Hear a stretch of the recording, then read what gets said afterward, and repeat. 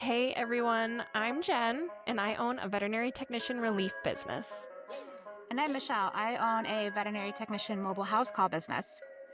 And you are And you are listening listening to to Endless Endless Journeys, Journeys, the Vet the Tech Vet Tech Odyssey Odyssey podcast. podcast. In this podcast, we will be discussing and meeting with credentialed technicians who have created their own path with business ownership within the veterinary space.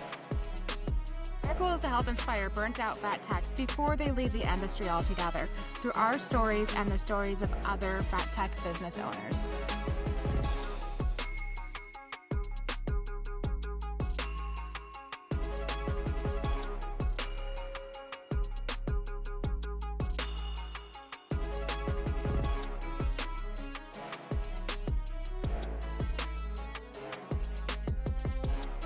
Happy Monday. How's it going? How are you, Michelle? I just got back from Costa Rica. This is our first episode back. We got Ellyse coming on, so now I'm back in the cold weather. And other than that, I'm good though. But damn, you go from a palm tree to a Christmas tree in snow.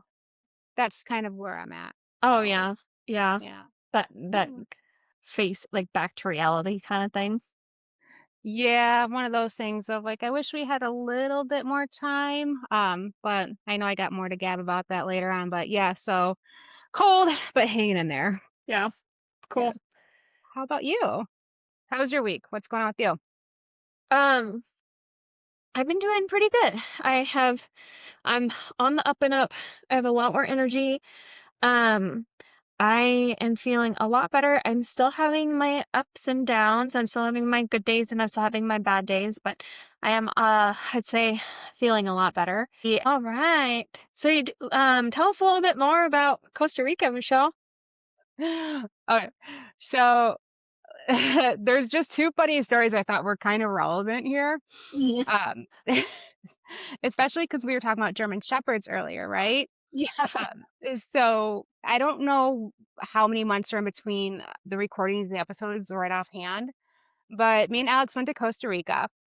And if you've ever been down there, there's a few things. Number one, there are loose animals everywhere. I mean, just chilling, hanging out in the middle of the road, hanging out to the side of the road, walking across you. It's very common. That and chickens. There are a lot of chickens down there. And me and Alex went to the beach one day. Well, we went to a beach that wasn't in the tourist area. Alex, he's an Eagle Scout, right? So he found a beach way off the path that nobody goes to. And I uploaded the video somewhere on social media, but this entire beach, there's nobody but me and him for miles. Nobody. And all of a sudden, this stray German Shepherd comes like barreling up to us. I'm like, oh, wasn't expecting this. I was like, shit. I mean, what do you do if you're out in the middle of nowhere, flatland, no trees to go Right. run up and hide?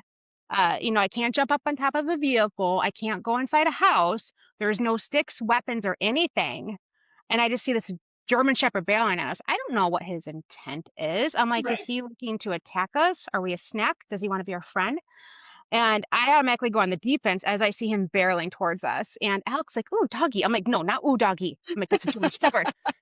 I'm like, a loose German Shepherd at Right. that. Yep. So I start panicking and I'm like, I have nothing on me. And I think worst case scenario in that moment, my body goes into fight or flight. And I have always Yeah. told Jim, I'm not good under pressure.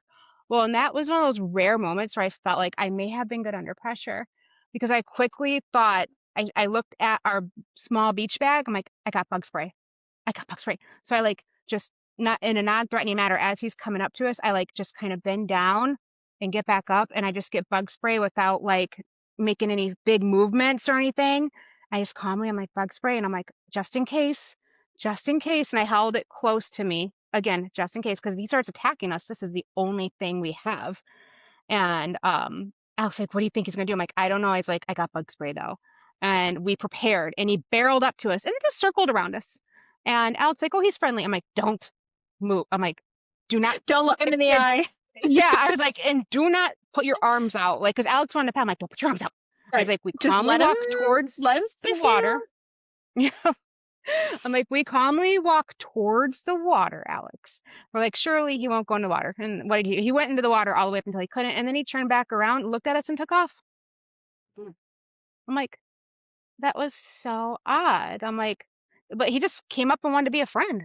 Yeah. Like, but as a technician who sees a loose German Shepherd barreling at you, I'm like, uh-oh, self-defense, what do I do? I'm like, bug spray because I mean, we don't have anything to defend ourselves. So if you do go to Costa Rica, have some sort of bug spray on you, deterrent, because if you do go to the beach and some random dog comes up on you, especially if it's a German Shepherd, because we're all in the industry, we love Shepherds, but we all know they got a screw loose. Like, yeah, I felt like I was like one of those moments where I'm like, oh, I was good on my feet.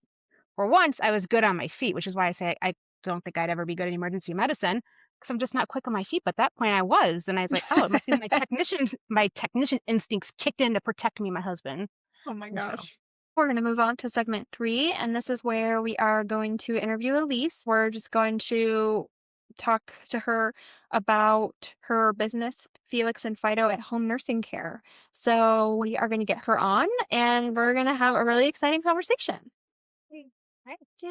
All right, here we go. And so now we're bringing in our guest today, Ellyse.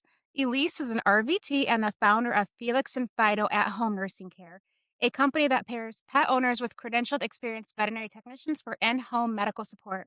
Since launching in 2021, her mission is to educate pet owners about who RVTs are and to deliver qualified veterinary nursing care directly to pets' homes throughout Canada and the United States. So with all that, thank you so much for coming on to our little podcast today. Thank you. Thank you so much for having me. I'm really excited to be here and chat more about Felix and Fido. Yeah, we're super excited to hear about it. Me and Michelle had previously spoke to Ellyse a couple of weeks before we decided to have her on the podcast. And honestly, just hearing about what she has started up is like seriously amazing. So we're super excited to talk to you more about that. I'm looking forward to continuing the conversation that we had during that like little initial meeting that we had, because I was telling you, sparks were flying everywhere. I was like, I cannot wait to dig deep into some of these issues with you that we are going to discuss today. So I'm ready for it. All right, let's do it.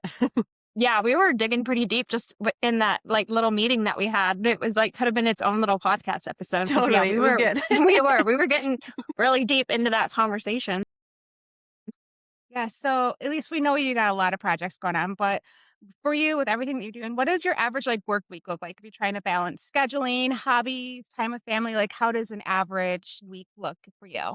Yeah, it really depends. So I love locuming. I still locum. I will never get out of clinical practice. Like I love the ER. I love critical care. And so even though I'm the founder of Felix and Fido and I have a lot of admin duties and I also offer care so that I feel like being in the trenches and delivering that care in people's homes, it makes me better at being the founder of it too, because I understand what clients want, what people are saying and how it all flows. So my typical work week when I'm locuming is insane. And I get up about 5 a.m. I take the dogs for their like half hour, 45-minute walk. And then I have a coffee, do a bunch of like admin tasks. And then I go to clinical practice and then we're there for the day, get home. Luckily, my husband is very supportive and he gets dinner and everything ready. He's already walked the dogs. So then I do more admin duty until about like 8 p.m., then wind down. I started puzzling actually, trying to not be on my phone so much. So then do like a little bit of a puzzle and then go to bed and do it all over again.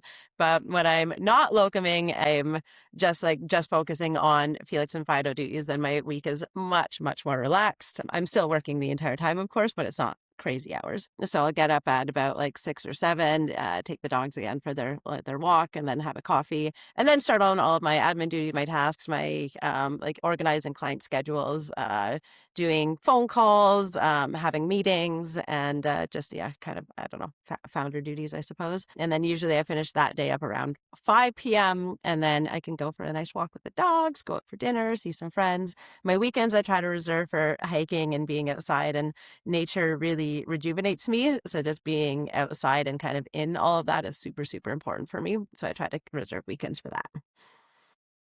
So you're Monday through Friday pretty much. Yeah. And then weekends when I need to be, but I try not to be. Same. Mhm. Yeah. Try not to be. Not always realistic. Exactly. I know sometimes I have to work on the weekends. I don't like it, but same thing as a business owner. Sometimes you got to do it. And you're like, but you want to make your clients happy though, too. So you do it. Yeah, Yeah, exactly. that's definitely something that we all strive for, like, when we first start our business, right? We're like, "No, we're not gonna work the weekends." And then when we start, we're like, "Okay, well, I think we're gonna have to work the weekends maybe for a little bit." But eventually, once we're more established, then we're not gonna work on the weekends. So, but even now I catch myself where I'm like, "Oh, I could probably pick up a shift here or there on the weekend, but not every weekend, right?" Yeah, So, we exactly. get to choose that for ourselves. Totally. Like I've done my time, done my weekend times. And I mean, and working in the ER, honestly, I think it's more exciting on weekends because it's so much busier. Is And so, yes. yeah, I feel more like more worthwhile there. Cause again, like if I'm locuming and I'm working somewhere where it's not busy, I'm like, there are so many other things I should be doing right now. And then, being at this practice is putting me behind on other duties. And now like, I'm stuck here all day. You guys don't really need me. You're paying for me to be here. And I could be doing so many more things. But when I'm somewhere that's like actually really busy, I'm like, okay, this is worth it.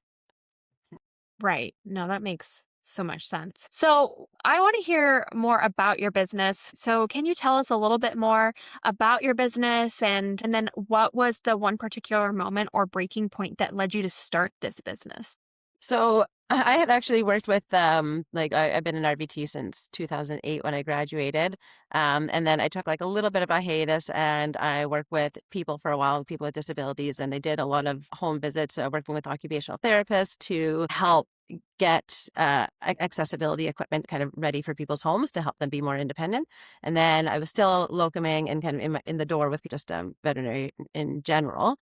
And then I ended up coming like full force back into veterinary medicine because it was a rewarding career, but it was really draining me in other aspects. And I realized my true calling was definitely back in veterinary medicine. But when I came back, I kind of realized that, especially working in the yard, that a lot of people were asking like, man, I'm too scared to take my pet home. Like I've just spent over 10 grand here and I'm going to take them home. They're going to die. Like, I don't know what I'm going to do. Is there any sort of resources for me? And there wasn't.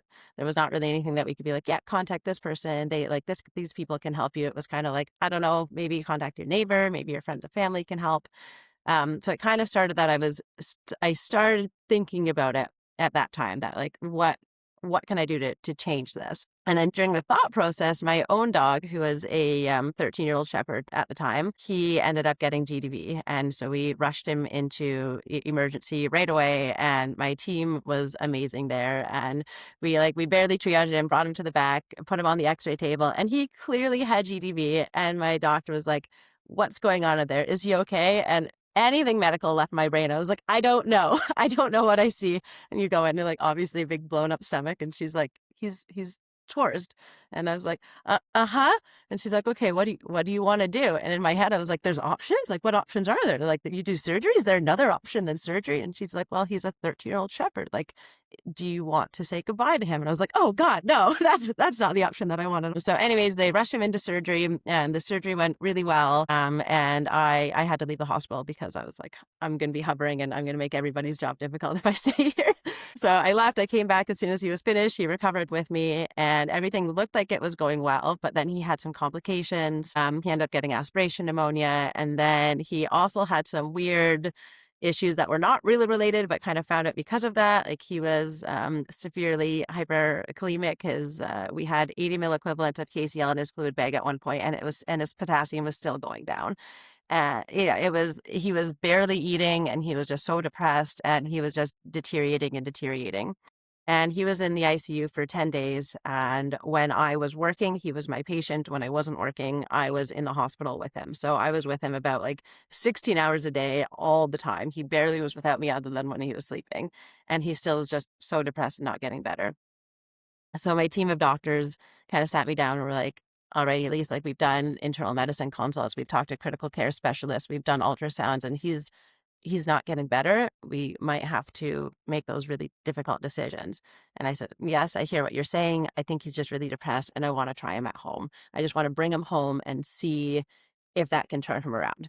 And they were like, okay, because you're an experienced ICU nurse, that's something that you can do. And we know that if he starts crashing, you'll bring him back here and you're not going to let him suffer. So yeah, you can try him at home. So that night I brought him home. I had all of his IV lines, his medication, and I took my mattress down from the bed onto the floor and to sleep beside him. And my husband came down with us. And that night at about midnight, I woke up and my dog was just staring over my face. He was standing over me, just looking down at me, and he was smiling. And he ended up making a full recovery. And we got him for another 3 years, and he lived a very old age of 16 before we finally had to say our goodbyes to him. Yeah, and I was like, if other people love their pets just as much as I love mine, but they don't get this option, they don't get this opportunity. And so that was kind of the turning point for me to be like, I've got to change this. Like, other people need to have this option and this opportunity too.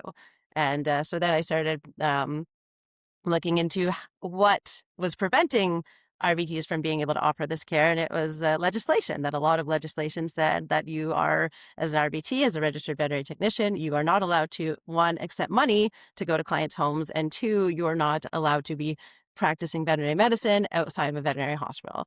So then I, started working to adjust those and change it so that other people could have the same access to care that Coda got. So, Uh, yeah, that's amazing. And I will say, I don't know how many times, obviously I've been working in emergency for a really long time, and I don't know how many times especially for cats, I will say, especially for cats, but even for dogs, like I'll be sitting there and I'll be like, okay, they've been here a really long time. They're not really, especially the ones that aren't eating. And you're like, okay, well, send them home. Like, they're depressed. They don't want to be here. Like, we're not able to give them the attention, the love, like we want to, but especially in emergency, like we do not have the time. We are just on to the next patient. And even I've worked in hospitals where we even have specific hospital people, like, to focus only on hospital.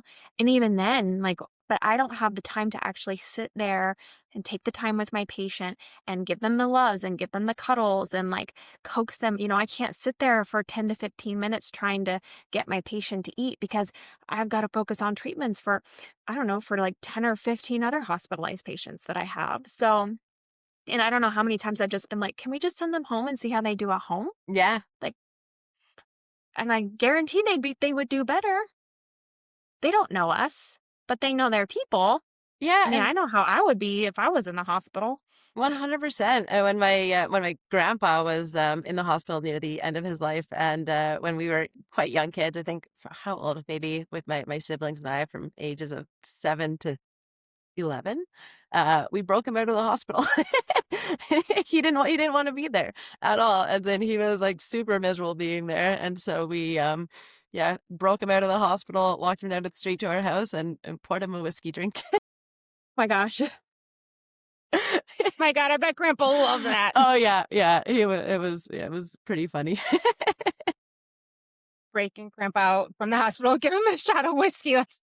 I love that. That's one of the best I've heard in quite some time.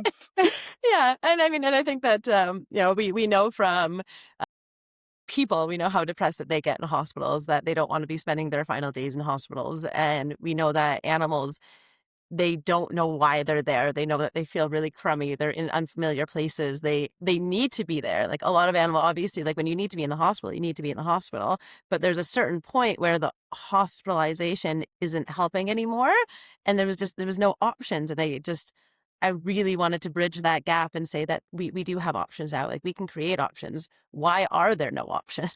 Right. So so when you do your in-home nursing care, what's the most basic to what you're doing to the most critical of what you're doing? So we have about 60% of our work now is through direct veterinary referral. So our vets will go online and they'll create a referral form for us and let us know exactly kind of what that patient needs, especially for in places where there's a little bit more strict legislation needed. And like we already do have our veterinarians or who are overseeing everything that we do, but where it's a little bit more strict legislation and we need to have that veterinarian on contact, then we have their phone number there. And if they're not available, then they give us somebody else's phone number there so that we have like that direct communication the entire time. But we'll have clients call us for like some of really, to us, it's more mundane, like giving oral medications. The clients just cannot get oral medications into their pets or eye meds. A lot of clients have so much trouble just getting any of these medications into their pet. And so that'll be kind of the quick and easy for us. And then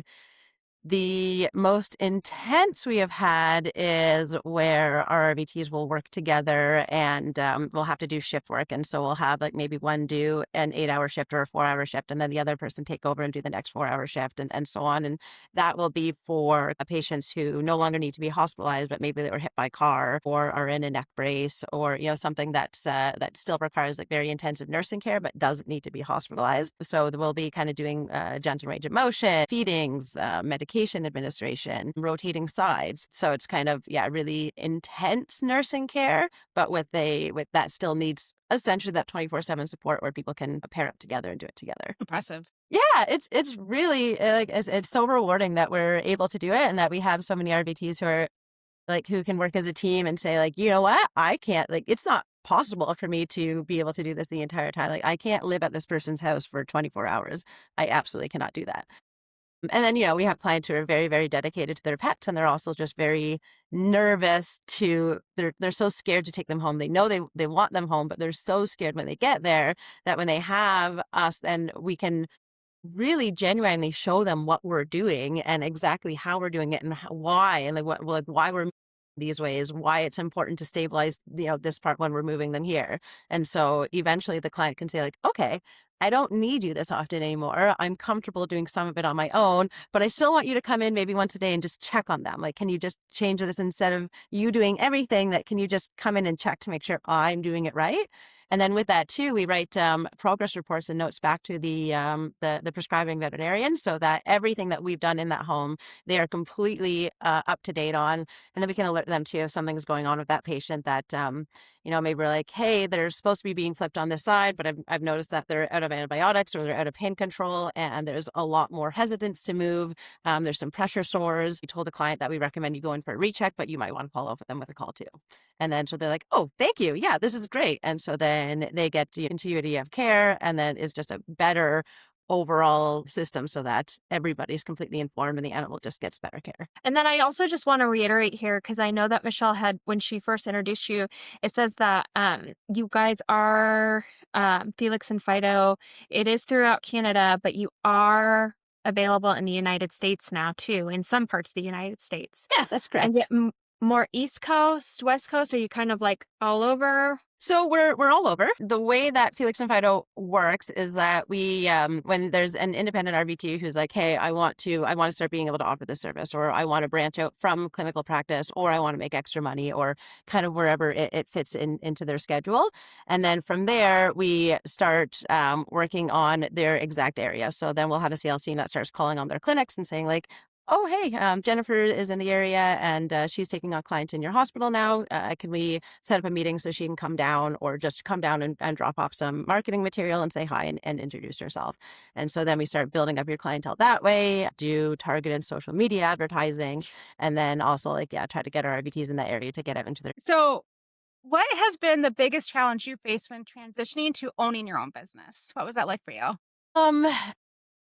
I yeah, I think doing everything myself. So I don't want to say that. And I have a very, very good supportive network. My husband has been very, very supportive. My sister's my business partner, and she joined on after I had started Felix and Fido. It was maybe only 3 months had gone by before she was like, I love what you're building. Her and I've worked together at another company before, and we're best friends, and we just jive really, really well together. And she is amazing with people. She's amazing with HR. And so she's like, how about I jump on this and do this with you? And I was like, if you could, I would love that. So having her has been a complete rock for this. But other than that, I think when you become a founder, when you start something as big as what I wanted to create with Bridging the Gap and Felix and Fido, and create these avenues in veterinary medicine that, career pathways for licensed technicians, it was doing everything. Just you start small and you're like, yeah, I could do this. This is the next step. And then the steps just get bigger and bigger and bigger. And I've just, it's more than I expected it to be. The whole talking about working weekends before that, you're like, oh, I only need to get this set up and then it'll be better. Oh, I only need to do this and then it'll be better. But the more I do, the busier I get.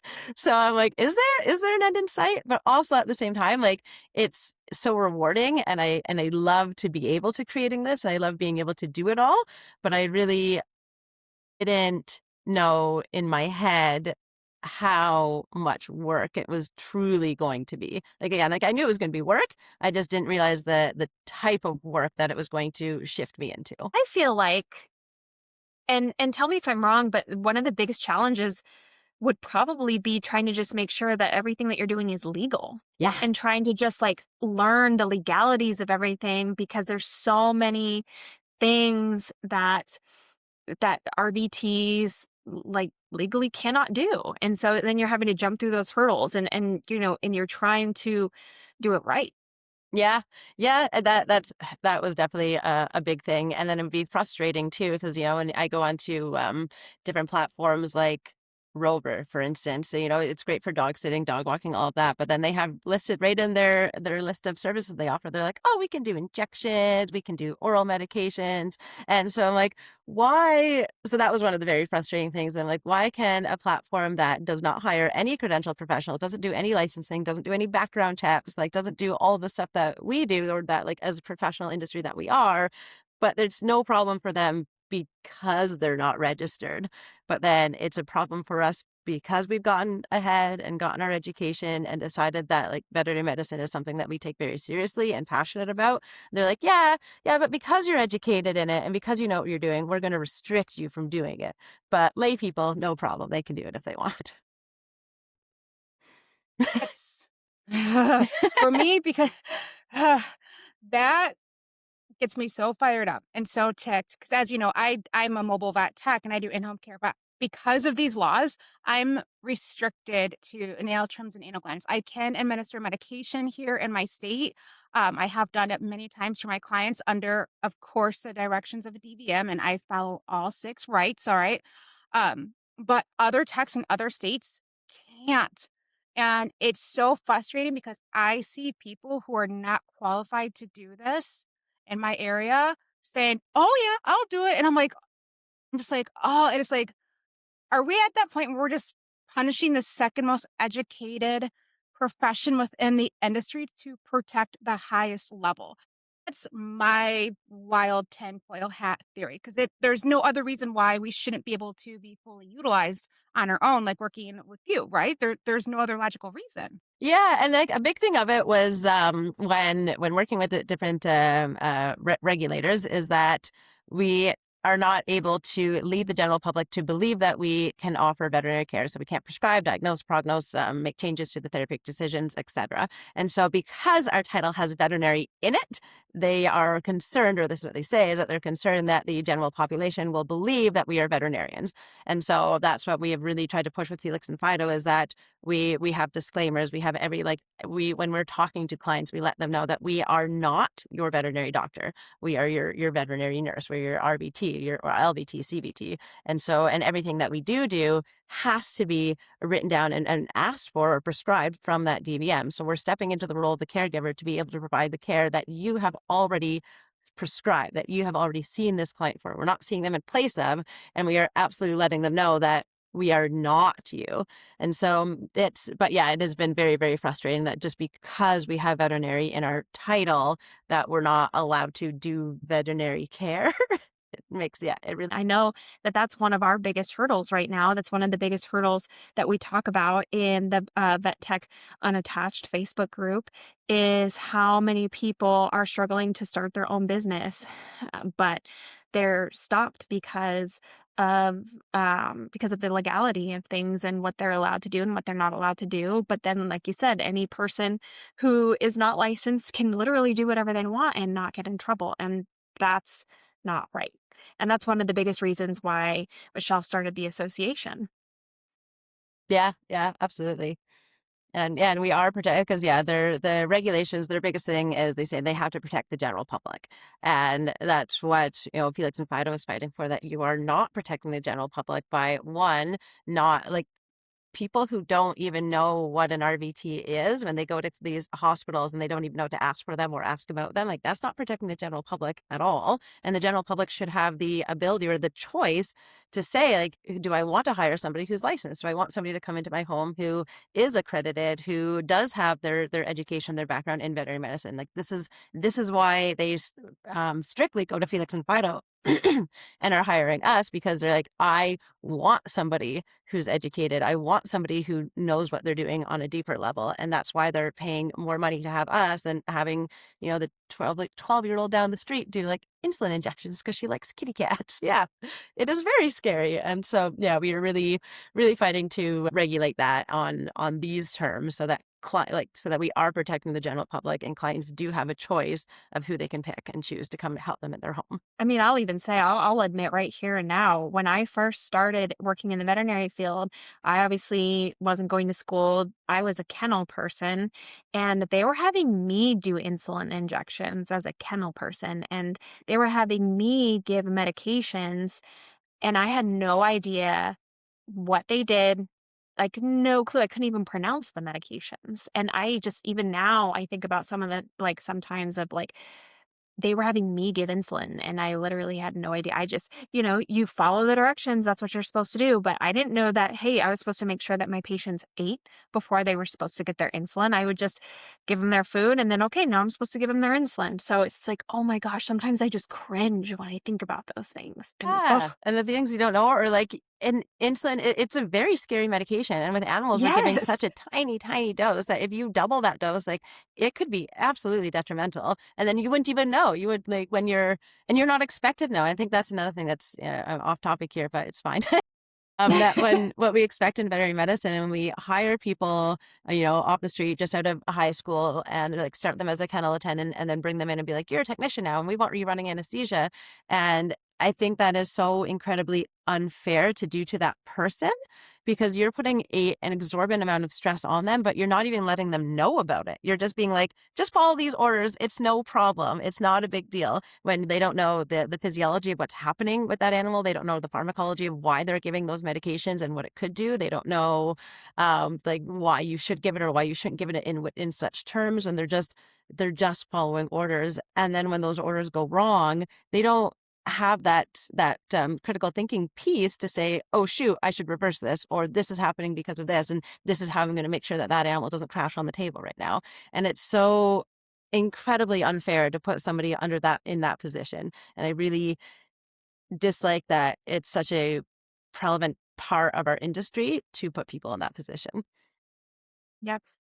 Yeah, and then you also have people, I mean, I just have to say this, but you also, I remember being in the position of also just being afraid to speak up, because then I was like, well, what if I'm wrong?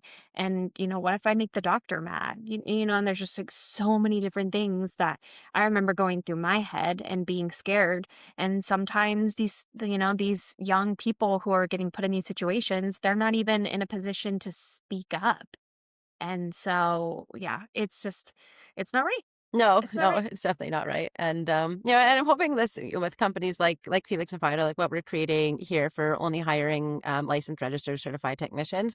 I'm really hoping that this can help combat some of this from the inside. That when we're talking to clients, and it's been really neat that even some clients that we're talking to, when they first learn what an RVT is, and they're like, "Oh, I had no idea. Oh, you're a real hospital. Oh, that's cool. Oh, there's different, like, when you say registered technician, that gives me the idea that there's different, like, levels of education." I'm like, yeah, absolutely. But some of them have even gone back to their hospital and asked if they have RVTs on staff. And when the clinic says, oh, no, we don't need them here, they've switched hospitals. So just giving the general public that knowledge to say, like, they love their pets so much, and they're spending good money to get their pets cared for, and they deserve to know who's actually working on their pet. And I would not bring my parents to a hospital where they're like, oh, no, no, we just trained them, but it's okay. They know the medicine that I told them really well. Like, they know that stuff really well. Like, yeah, but what about all the other bits? And they're like, oh, yeah, that's fine. We decided they don't need to do it. I mean, human medicine did start there. I mean, that is how human medicine started for sure. And I think with veterinary medicine, we are finally on that turning point where with social media, with people being more connected, people talking more, people are really learning what type of care their pets are getting, and they're starting to ask for it. And so it's good that we're having these conversations. It's good that clients are having these conversations because change is coming, and I know it's scary, and I know it's really more terrifying for people who have been on the job train for a lot of years. But also, this should be a good point to stop bringing on new people and saying like, okay, like for the last 10 years, we've been saying like licensing is coming, title protection is coming. So when people kind of sign on again and start working at a veterinary hospital and become a technician and they're like, oh, I've been doing it for 3 years. You're like, but you've known for 3 years. You've known since you started that licensing is a thing that's coming. So why did you go about it that way? And so, yeah, I do think that things are shifting. Like I see them shifting on my side. I see them shifting, talking to the general public regularly. Like we have 5,000 clients right now who only want to be working with registered technicians now because they didn't know what we were before. And now that they do know, they're like, yeah, this is definitely what I want for my pet and I'm willing to pay for it. That's that's so amazing because I 100% see where you're coming from the client's point of view. I do the same thing with my clients. I have to explain the difference between myself and an assistant all the time. And I've done that to my clients because I know what clinics in my area have assistants and I know who has technicians. And when I hear, oh, I'm going into my clinic and this and that. And there's one clinic that's very, very low cost here, but they're a private practice. But I also know that doctor does not have a single technician on staff. They're all very young assistants. And, I'm like, "Well, ask them if their person who's monitoring the anesthesia on Fluffy's Dental next week, if they're credentialed or not." And then that's when I explain to my clients, and then the look that gets on their face. I'm like, "Would you want somebody who came up off the streets at debating you?" And they're like, "No." And I'm like, "What could be going on here?" And that's why you need to ask, is your staff credentialed? So in my little neck of the woods, I've trained all my clients to go in and ask that because I want to see my area understand the importance of a licensed veterinary technician. Well, every area, but I'm working on my area when I go visit people in their homes because it's astounding that people don't know the difference. I'm like, you need to know.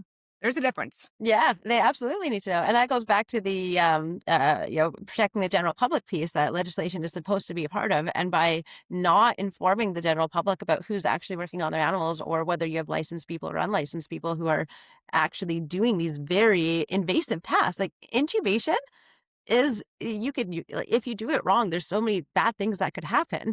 And like, it's another one of those things that we do it all the time, but like nobody's thinking about tracheal tears. Nobody's thinking about how much air that they need to be putting in that. Nobody's thinking about what the recovery is going to look for that cat. Like you're not looking if you're cutting off any circulation or there's just so many things that people are like, I did the task. The task is done. Not even pre-measuring beforehand. I don't know how many, oh my gosh, like, you measure Yeah. from the thoracic inlet to the mouth. And then like most of the hospitals I work at now, like I remember I used to, like they reuse their trach tubes. And so, now we cut our trach tubes to oh my gosh, I'm having a The brain dead fart. You space guys there. know. Yes, to lessen the dead space. And like half of the hospitals are like, they don't do that. They don't pre-measure. They and they're not paying attention to the CO2 either. And, we have to make sure our CO2 is between a certain amount of numbers. And like, yeah, none of those things are being paid attention to. And it oh my gosh, just like it's so scary. And I think about like when I learned, like those weren't things that I learned how to do. I learned how to do them in school. But when I was on the job trained, that was not something that was taught to me. Pre-measuring, dead space, we And why it's definitely weren't important. cutting our tubes. Yeah, we definitely weren't cutting our tubes. And yeah, and why it's important. And I remember at one of the emergency clinics that I regularly relief at now, when I first started working there, we had an ICU patient that came in. It was a kitten that had been intubated at a general practice, and they had gone so far in that they had punctured the lung. Oh my gosh. Yep, and we had brought it in, and we had taken care of it. And I remember the criticalist showing everybody the X-ray and the CT scan, and she was like, "This is why it is important that you need to pre-measure every single time." She's like, "We," and that was her biggest thing was, pre-measure every single time. Yeah, but also like there to even when you hit that, like when you hit that like that deep in the bronch, like why did you keep going? That's Yeah. So but those are things, right? Those are just simple things that like I said, I remember when I was on the job trained, that was not really something that was talked about and really but I remember learning it in school. So, just simple things like that. Totally. And yeah, like, and people, they pay a certain amount of money because they expect their pets are being properly cared for. They don't know what goes on behind, like, at the hospital, and they have a right to know what goes on, but they don't, because we've never really been in this position and where we are now with how advanced veterinary medicine is. And like, even I want to say 20 years ago, we were not nearly as advanced as we are now. Pet insurance has been a game changer for what we're able to do in veterinary medicine, what clients are able to pay for. Our different specialty departments are huge now, like oncology, internal medicine, neurology. All of these things are something that we weren't capable of to the level that we are now. And so because of that, with all of this new advancements that has happened in veterinary medicine and how quick it has happened, we do need to be making sure that everybody's licensed who's going to be practicing in this field, because it's a really big deal. It's not just vaccines anymore. And, people used to say like, oh, Fluffy died of old age. And meanwhile, no, Fluffy had cancer. He had a hemangiosarcoma. And then you woke up to him, passed away, and you're like, oh, he was 9, but that's old for a lab. And that's just, people didn't know. They didn't do the diagnostics after. They didn't do the diagnostics before. And now that we're doing them, we're doing so much more. And people really genuinely need licensed technicians to help out with this. So I remember when we first were talking to you, Ellyse, about your business with our first meeting, we were kind of talking about have a different experience when you were calling clinics in Canada versus calling clinics in the United States. Can you tell us a little bit about that experience and what that was like and what the differences were there? Yeah, absolutely. So I think it's really interesting that I said earlier that about 60% of our business now comes directly from veterinary referrals. And when we call clinics in Canada, we're met with like a lot of enthusiasm and, oh, like this is really neat. Like this is a really good idea. And yeah, like send me some information or send your technician down. I want to hear more. And so we definitely have a lot more openness to be like, oh, this is an asset to the care that we can provide, and we understand it a bit better. In the US, it's been a little bit more curt and short. Where some people are just straight up like, oh, we don't need you. We don't need this. It seems to be like this competitive air where they don't quite understand that we're not competing with them. We can't even legally compete with them. We need our veterinarians in order to work. And we can't do our job without their job. Like it doesn't work that way. But for some reason they act very much like we're in competition with them. And I think a lot of it comes down to too is in Canada, we like title protection is pretty strong, and we only have the 13 provinces, and everybody communicates with each other for the most part, and so everybody is all a registered technician. We don't have different titles. We don't have LVT, CVT. We're just all registered here, and people know what that is, and people support it. Where in the States, it feels that in some instances when we say that we only hire registered technicians, that's scoffed at, and I think it threatens the staffing style that a lot of the veterinary hospitals have. So they don't necessarily want to refer us or work with us when we're pushing title protection and we're pushing what it means to be licensed and why clients want it. Because if they start referring us, then that could mean that their own staffing model starts getting questioned. So I think in Canada, it's a very collaborative approach of saying this is an amazing asset to the care we already provide. This is what we're already doing. Where in the States, there's a big shift and there's a lot of push for you guys about title protection, but because it's not there yet, I think that some of our model is very threatening to that. Yeah. It should be threatened. Yeah, no, absolutely. Yeah. Yeah, we're not stopping. Don't worry. Yeah. I know that when me and Michelle first heard that, I think we were both appalled and we were both shocked. And then we were both like not shocked or surprised at the same time, where it's so disappointing that we're so behind in the States. And I think I was also just a little bit shocked to hear how on top of it they are in Canada now, and that you guys are very protected in your title and it's supported. And it's sad and it's disappointing that we're not there yet. And I think also it's confusing of why we're not there yet. And I don't know, I think there's a lot of arguments there, but I think one of it is financial, personally, For sure. because then they don't have to pay as much for their licensed professionals. and I'm always going to speak out about this, but I just think that it's a slap in the face to assistants. And I don't think that they realize that it's a slap in the face to them to say, hey, we want you to work just as hard as a licensed professional, but we don't want to pay you as much as a licensed professional.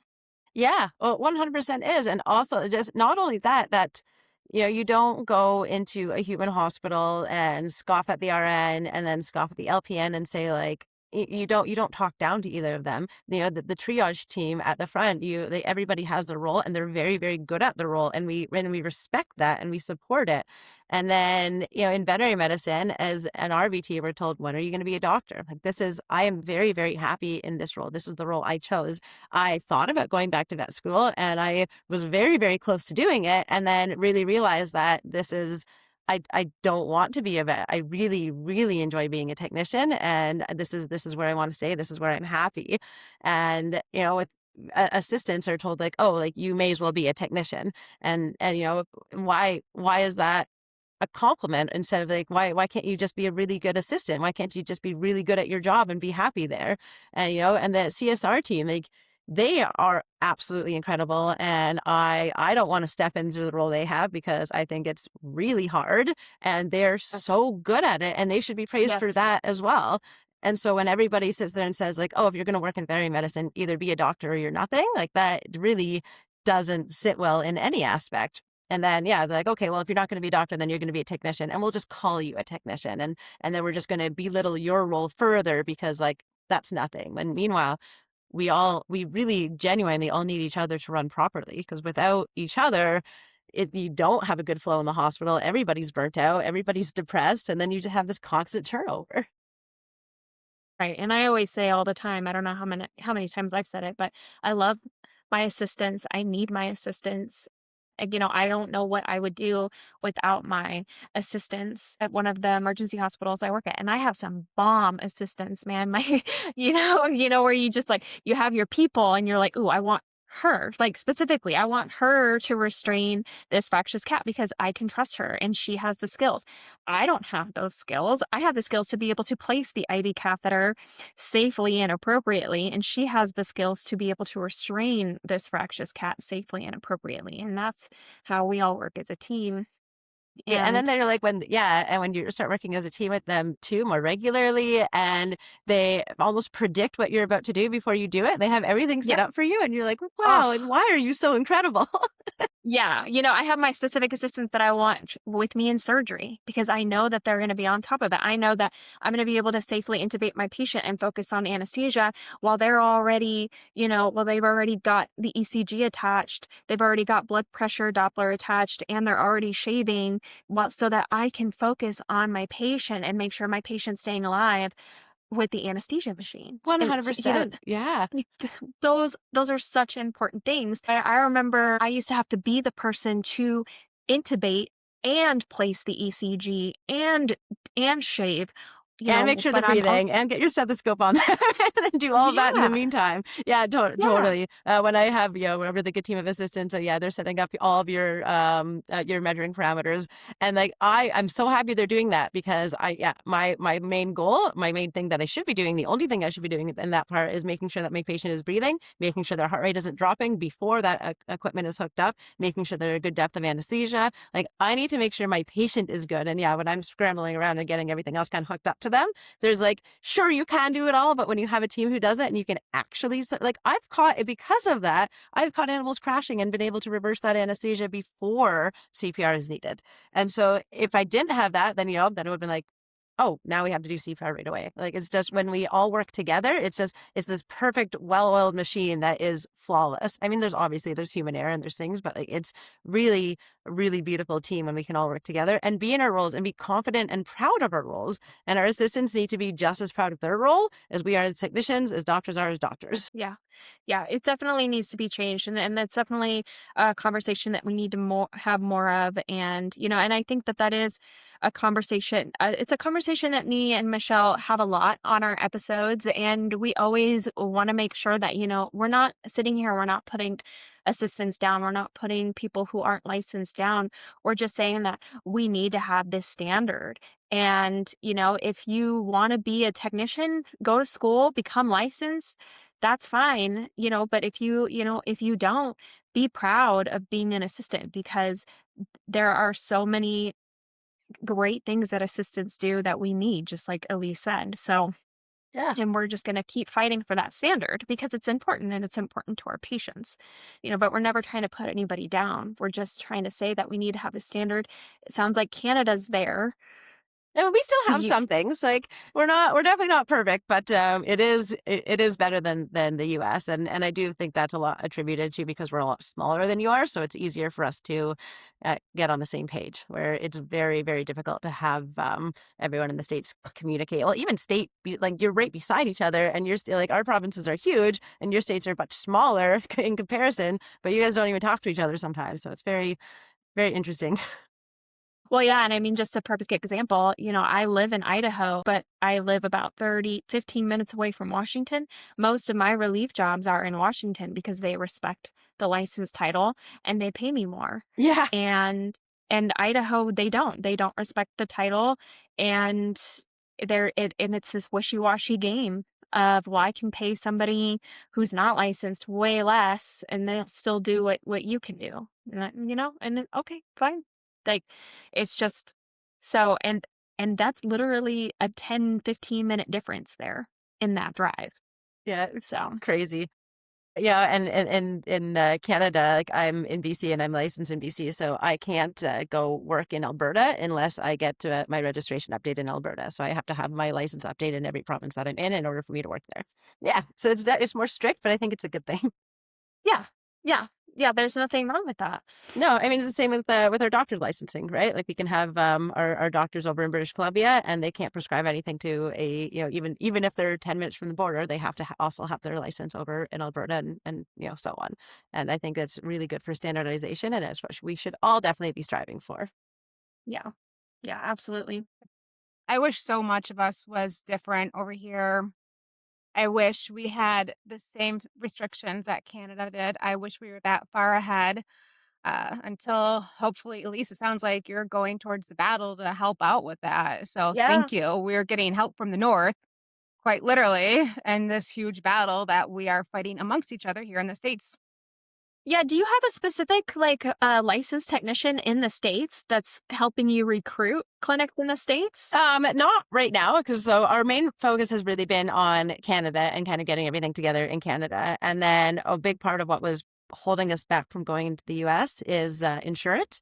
But now we fully have insurance that covers all of our RVTs in the US. So now that is officially live as of December 1st, now in the new year, we're really going forward, and we're really going to be pushing recruitment and kind of getting everything going for US.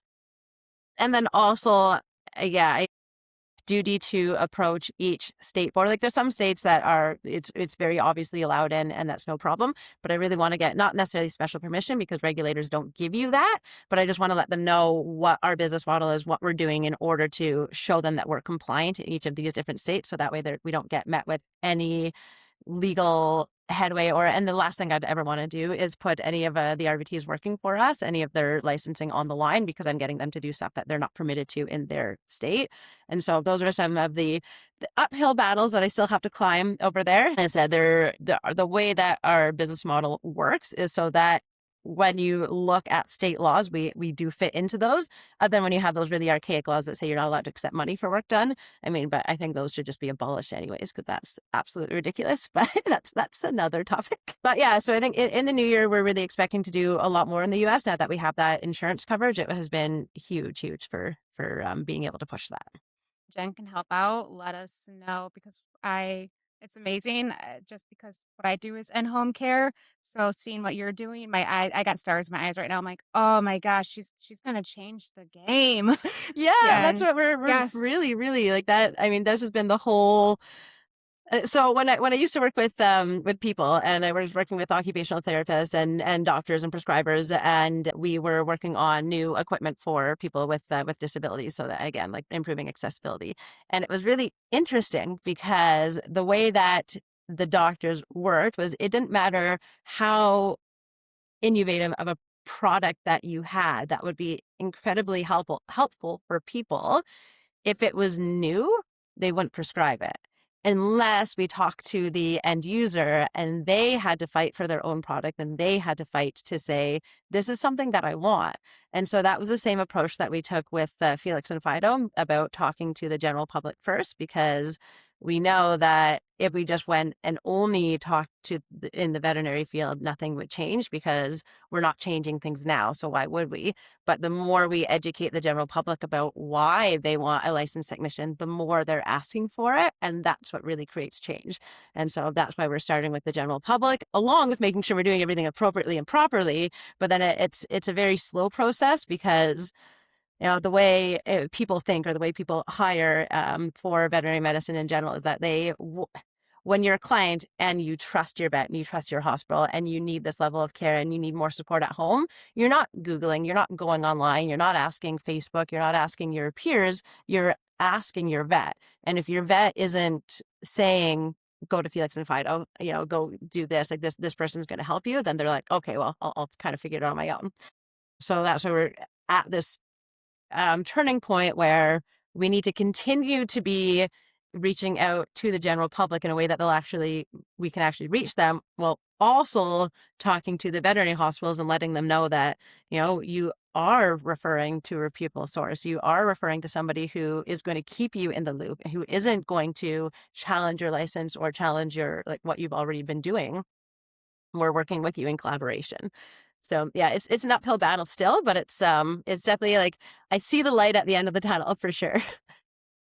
Yeah, it's like pulling teeth sometimes, just because they think that you're trying to take business away from them, and that's not what it is at all. It's the same thing of just saying, like, we're just trying to take the weight off of you guys. We're trying to take the weight off your back. And not only that, we're improving their business. Because now we have clients who are more compliant. So clients who didn't want to be doing, regular injections, either whether it's like Cytopoint, Solensia, Cartrophin, and they're scared to do it. They don't want to learn how to do it at home. Now they're buying that medication from them regularly on a regular basis. So now that clinic is getting that income. We do prescription delivery. We do prescription drop off. So these clients were like, oh yeah, that's a great idea, but like, I'm never going to do it. And then it's just really neat, different studies that are being done about access to care, that clients will go home, they'll get the treatment plan, and then they'll try it once. They will try to give it to their pet once and it won't work, and they'll just stop doing it. They won't do a recheck. They won't do a follow-up because they're somewhat embarrassed that they couldn't do it. So now instead of talking to their vet and going, they're like, well, I can't do it anyway. So there's no point in going. There's no point going to the hospital because I can't do this and they're going to just tell me to do it. And so they just don't go. They've already made it their mind in their head that they can't do it and the vet's just going to tell them to. So what's the point of going at all?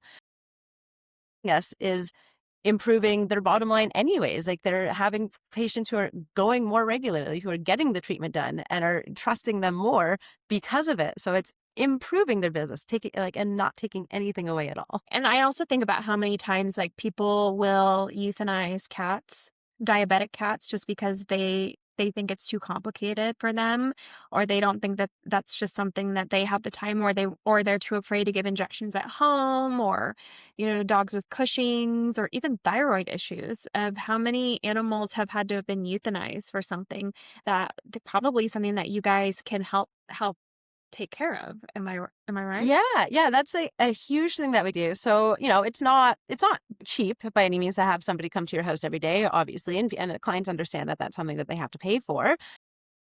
But it's still a very reasonable cost. Like I think in general, our fees to do a home visit is between like $50 to $80 per visit. So and depending on like how much more advanced you get, like sometimes you can have up to like, $500, or if you're doing overnight care, $1,000, but it really kind of depends on what is being offered. Yeah. So then when we are in the client's homes and we like let them know that, it might be expensive up front, like this is something that you might have to pay right now, but our goal isn't to just go and do it for you.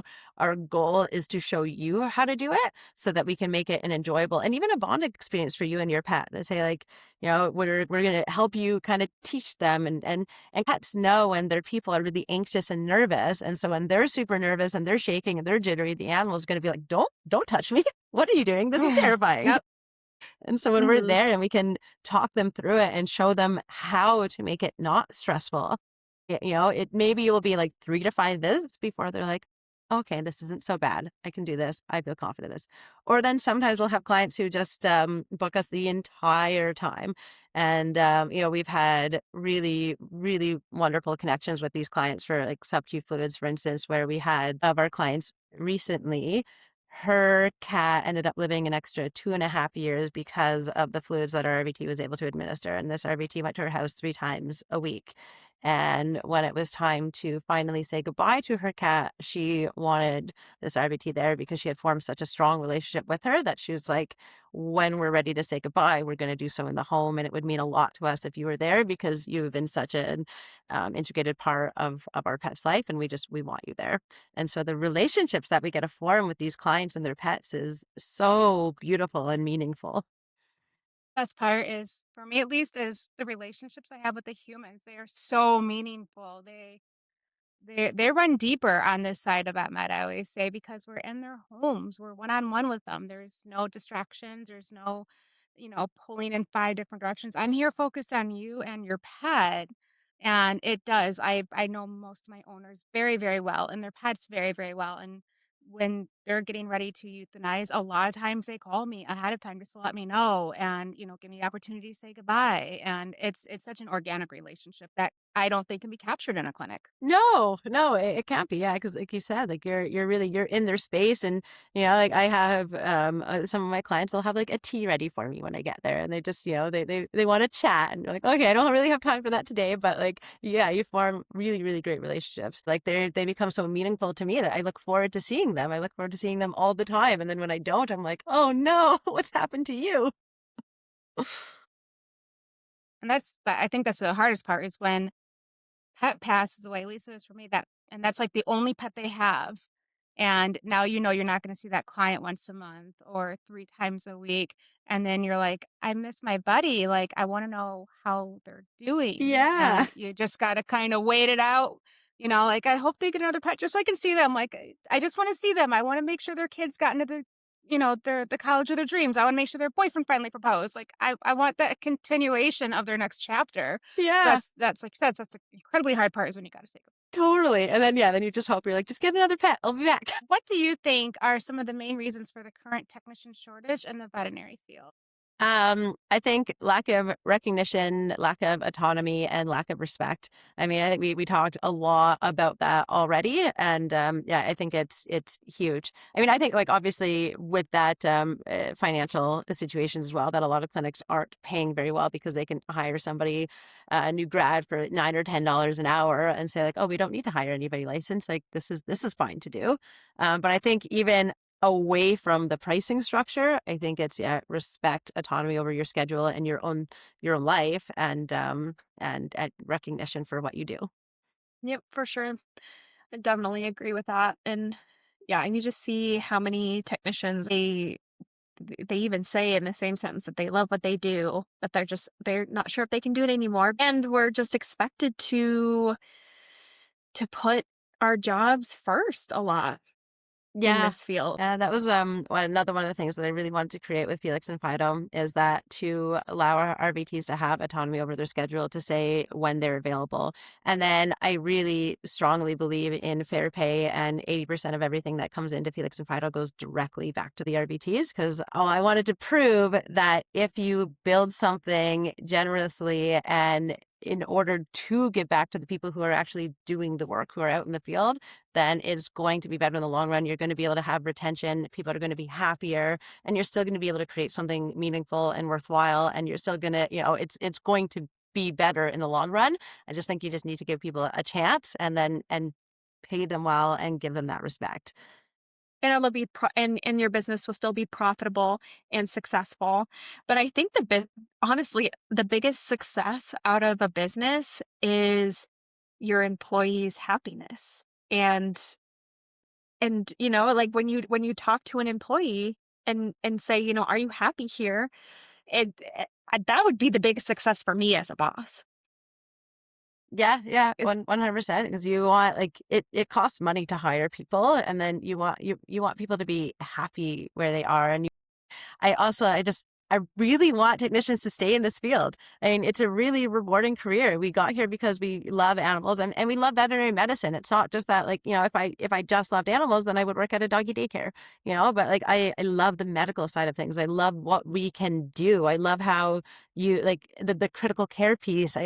Just medicine to me is just so exciting and so like overwhelmingly neat. Like just the way that biology works in general. Like I think it's insanely cool and I love being a part of it. And then love how we can help animals with it. And then we can apply that knowledge to say like, what exactly is going on and really dive deep and say like, we can treat this. Like, how cool is that we can treat this? And so I think that's like really, really neat. And I think other people know that it's neat as well. And they want to be in this field. They just don't have an option when they get burnt out. And so, yeah, we wanted to create that option to say like, you stick around, like maybe get out of the clinical setting for a little bit, maybe go back to locuming. Like I said, like I'm in the, I love locuming. I love the clinical setting, but then this also allows me to kind of do both without being overwhelmed by all the drama that happens in the vet hospital sometimes. Yeah, definitely. So, Elise, going back on kind of on our previous question, kind of getting into the next question, how do you think your line of work can help address some of these challenges that we are facing with the technician shortage?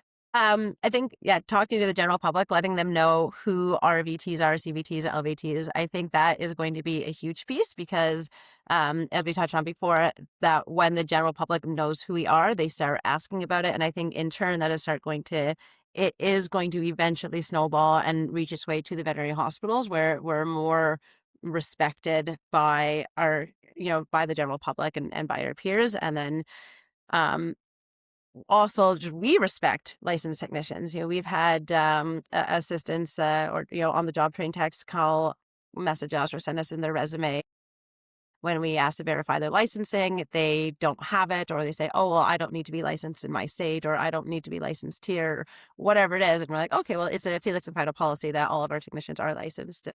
Then sometimes they'll get very mad at us, and then we've had people yell at us and tell us how unfair it is. I'm like, well, now I'm definitely not going to hire you because you're yelling at me now.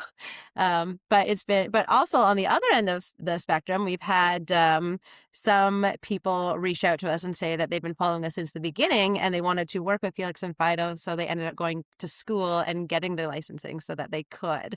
And so I think doing like sticking really strong to our core beliefs and our mission that we only want to hire registered technicians, and these are the reasons why. I think that will help address some of the issues that the veterinary industry faces.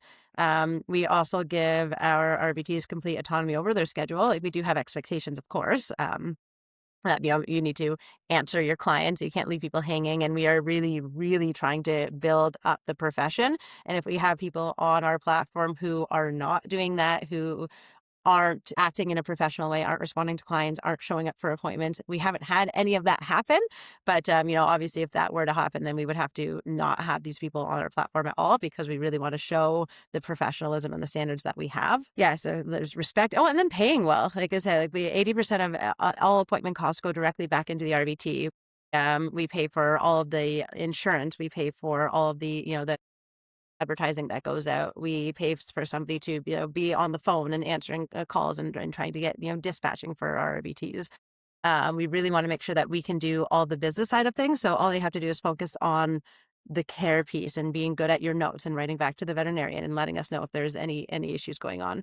And so, even travel is paid for all of our RVTs, that we have an algorithm that calculates their location to their client's location. So then that gets paid on as well. So we really want to make sure that our RVTs are being paid well, they're recognized, they have autonomy, and all the things that I think are lacking in the veterinary clinic, I wanted to try to provide outside of the clinic with what we offer with Felix and Fido. That's amazing. I think all of that will definitely help address your challenges for sure. I hope so. Yeah, I think so. yeah. And I'm glad to hear that that you're sticking to your guns on only, hiring licensed technicians. And I think that's more of what we need. And so, absolutely, like, it's great. It's fantastic. I love to hear this. Thank you. I would be the type of person, the ones who yell at you and, try to challenge you on the rules of your own business. I would be the type to blacklist them and put them on a list that even if they get their license and they come back to you a few years later, I'd be like, wait a minute, weren't you the one who caught an attitude with me? Like I I personally think I'd be that person, but that's just me. That's funny. Yeah, I mean, I would like to think that if they did come back, I would feel like maybe I influenced them in a positive way. And if they actually did get their licensing, I think that they would deserve a second chance. You're much more patient and kinder than I. When I get potential clients message me, and they'll message me on different platforms, and they're not aware that I'm the same person. Like they'll message my Facebook or they'll find my website, and I cross reference the number, and I'm like, oh, we talked. I'm like, actually, I'm full. I'm so sorry. I'm tapped out in your area because that has happened a couple times Oh, too. that's Where so on our platform as well. We have a like it's these little birds, and it's you can put a bird on somebody's profile. That way, if they weren't very kind to deal with, then you can just flag them with a bird. And so if they try to book with another RVT, that RVT can see like, why do you have a bird? And then we can kind of like do some digging. Like, was it a personality conflict, or were they just straight up abusive? And we're like, no, we're not going to see this client because now everybody knows that they've been blacklisted.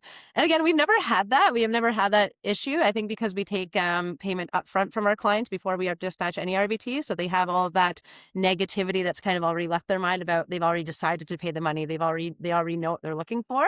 And so we've had nothing but 5-star reviews and really happy clients. But I think a big piece of that is taking money upfront. Yeah, well, and it's always good to have something like that on board because there's always going to be somebody, so it's always good to just be prepared to be able to handle that anyway, and to keep people accountable. Yeah, yeah. Or I had one guy who he was just I think he wanted me to come over for a nail trim, and so something small, but I was like, oh yeah, I'm just waiting for you to book me. And then he was like, oh yeah, I'm going to book you on Thursday at 2, and I was like, okay. And then like Thursday at 1 comes around, and he's just like, oh, just making sure you haven't you're still coming. Like I haven't received your booking. Like there's nothing in there. He's like, oh yeah, but I'm telling you. And I was like, I'm not like we don't dispatch anybody until I receive money. And he's like, oh well, I don't get paid until next week. It's like, yeah, okay. So, well, when you get paid, I'll see you then. You can rebook me at that time. And it makes it so much of a less awkward situation instead of being there and being like, so are you going to pay me now? No, I don't think I'm going to. Okay, that's nice.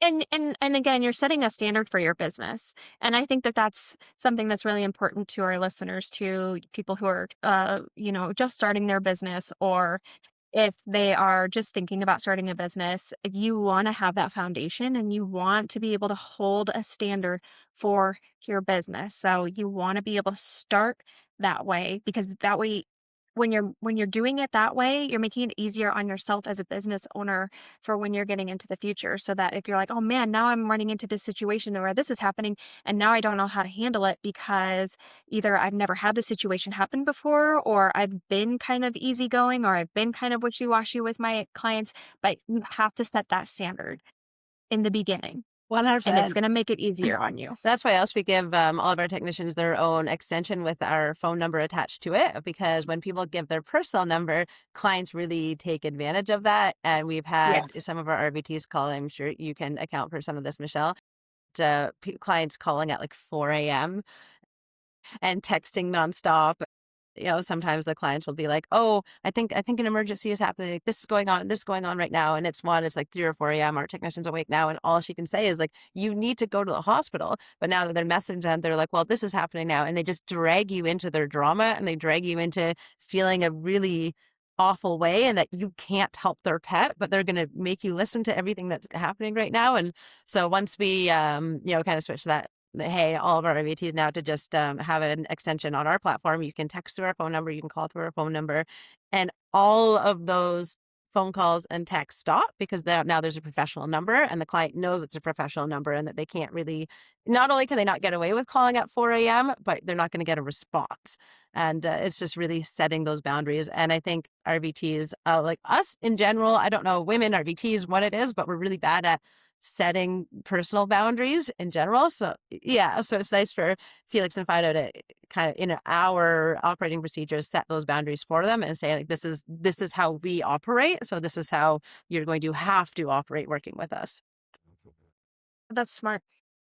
That's the way to do it. I I feel like I can kind of tell if a client is going to be a little extra needy or not in the beginning. I can tell my independent clients versus my ones where I know I need to. So my phone is for business hours only. I can tell just by communicating with them and onboarding them a lot of times. But I'll tell you what, I had one lady who texted me at 11:45 at night just to ask me what brand of cat food I recommended. I'm like, I was so pissed. It was such a slap in the face. And she turned out not to be the greatest client. And I've tended to notice that those people who do want to call you after hours and it's not an emergency and they're not like hysterical because something's wrong with their pet and they want to reach out to a trusted person, but hey, it's 11:30. What do you think about this brand of cat food? Like those clients tend not to be good clients because they don't respect you. Yeah, yeah. That's what I've come to notice is anytime they do that, it's an automatic red flag. I'm like later on down the road, I've had to fire them for one reason or another. Like that I did with that lady. She was fired a month later. Yeah, this has to end. Yeah, well, she would cancel half of her appointments at the last minute for like lunch with her friends or, oh, I forgot, I don't feel good. But she was always quick to ask me a medical question. And it took me a little while to figure out she didn't want somebody to come service her. She wanted somebody Free to advice. help answer her question. Exactly. So I cut her loose and I know she's actually seen another person in the area. And when I see him, I'm like, Yeah. you got her. Yeah, Yep. that's why else we have strict cancellation policies as well. That if somebody cancels within 24 hours, they get a full refund. If they cancel within 12 hours, they get 50% refund. And if they cancel within 6 hours, or we show up to their house and they're not there, then they get no refund at all. I mean, obviously that's fluid. That if they were in an accident or they were at the hospital or something has happened, then 100% they're going to get it. But because of that, we really. I think we had one person who didn't show up for their appointment and they were like, oh, yeah, I meant to call you. And then things slipped my mind. And they're like, yeah, no, I deserve to pay that. And like that was it. And I think just because they have to pay up front, they're like, all right, I understand what the cancellation policy is. I'm going to stick to this appointment or I'm going to not like waste your time a day. And yeah, like the idea that somebody drives to your house and then you're not there, like what, I feel like that's really disrespectful. And I was like, people don't deserve a refund if that's going to be the case. Like you showed up, you did your job, you did what you were meant to do, but they didn't. You have a lockout fee. I've had a few clients do it. And right now I can only think of one client where they've forgotten, had a miscommunication, and they're still my client. I've been locked out, as I call it, left on the porch, maybe like 5 times. And each time I'm like, we're never seeing each other again. You're done. Like, and it was always like a first time client too. It was never like a normal client. So I have been toying around with the idea with my business to require payment upfront from new clients, but not like my OG clients who know me, but new clients. I've been playing around with that because if somebody is going to do that at the last minute, it's always a new client. Like I just had one this morning. I'm like, of course, of course.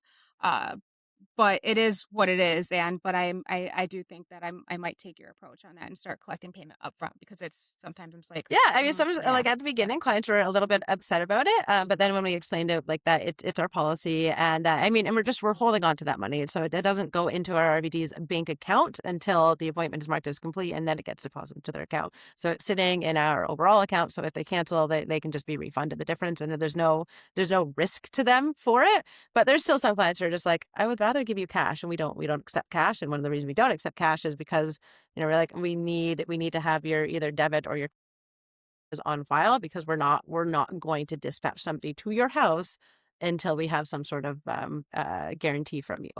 And so they're like, fine, that's all right. And like I said, like we have about 5,000 clients now, so it's not that big of a barrier, but sometimes people act like it's a huge barrier and then they're mad about it. And then they call you back and they're like, fine, I'll book you.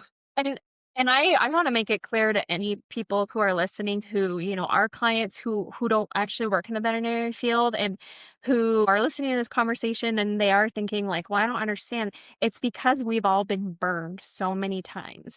Veterinary clinics get burned all the time. That's why veterinary clinics require payment at time of service now, because there were so many years where we allowed clients to do payment plans, or we allowed clients to, oh, it's okay, pay us next time. And then we never see them again. I mean, we just, in this field in general and businesses now in general, we have been burned. I mean, the amount of veterinary clinics that don't even accept checks anymore because checks bounce. I mean, there have just been, unfortunately, because we've been burned and because there's so many people out there that promise that they're going to pay and then they don't, we just have to protect ourselves. And as business owners, you have to protect yourself. And then unfortunately, in the way a business works, in order for us to be able to keep it running, we have to be paid for our services.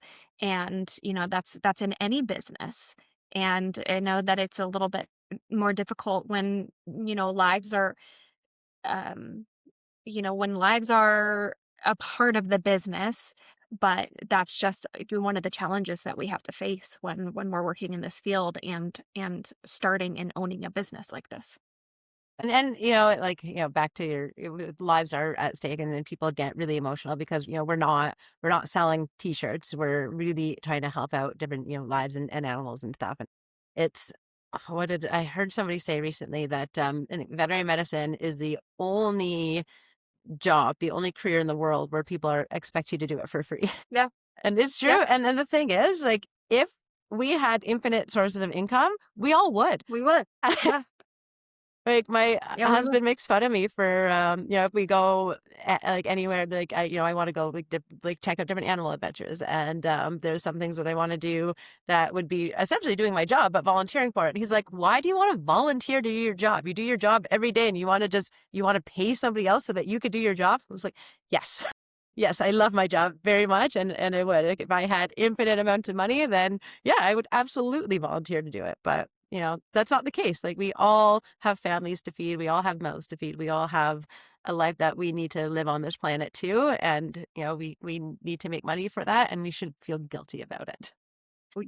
Hopefully we can get that message out there a little bit more of, we are doing this because we love it, but we have bills to pay. And, just like anybody else, there's a lot of people that I hear that say, well, I'm on a fixed income. And I look right back and I say, I'm on a fixed income too.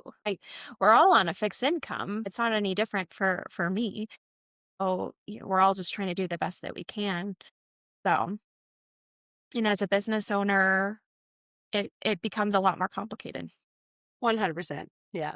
Okay. I think yours is the next question, Michelle. Okay. What is your favorite part of the job? It's incredibly rewarding just to be able to help so many people. And then when we get those reviews that come in, or those phone calls that come in, and they say they have the exact same experience that I had with Coda, that they would not have been able to bring their pet home, or they wouldn't have been able to have that extra 3 months to say goodbye, or whatever it is. It just, the biggest complaint, or really the only complaint that we have from people, is that they wish they knew about us sooner, that they wish they had this resource available way sooner than they did, and they don't know why nobody told them about it. And I'm like, well, we're fairly new still, so there's but yeah, just how like, and watching it grow to become how big we are now, and just how I really, really wanted to be a reputable medical platform for veterinary professionals. Like, that is what I wanted to be. And at the beginning, it was so many calls about pet sitting and dog walking and just stuff that I was like, well, that's great. I'm like, but we don't offer that. Like, I don't want to offer that. I really want to keep this only medical. And yeah, it was one of those things that was difficult at the beginning, because it would have doing those sort of services would have fueled the economic growth of the company, but then it would have tainted and it would have diluted what we're really trying to provide. And I don't want people to come online and say like, oh, glorified pet sitters. Like, we are medical providers. We do have education, we do have licensing, and we should be able to go into clients' homes and give them that medical support. Now, also, it's like, it's super neat that because I still locum. And I travel all across British Columbia to locum, and sometimes I'll be in like very rural areas, and then people don't know that I'm the founder of Felix and Fido, and so they'll just be chatting with me, and then they'll just bring it up, and they'll be like, "Have you heard of this company?" They're like, they only hire licensed technicians. They're like known for gold standard care. I was like, "Oh, tell me more." So it's just really, really neat that even within the veterinary field that we're being recognized for that gold standard care at home, that referral source that veterinarians want to use. We were at a conference recently and our booth was the fullest it's ever been, with different veterinarians and different practice owners coming to us and saying, hey, there's like, we didn't have a referral source. I have so many clients in mind. Like, this is something that's needed. I'm so glad you're here. And I'm like, we've been here for a while. They're like, well, we didn't, maybe talking about it more and more, maybe getting clients talking about it, maybe that we're coming into our 5th year, that people are finally like recognizing and noticing it now.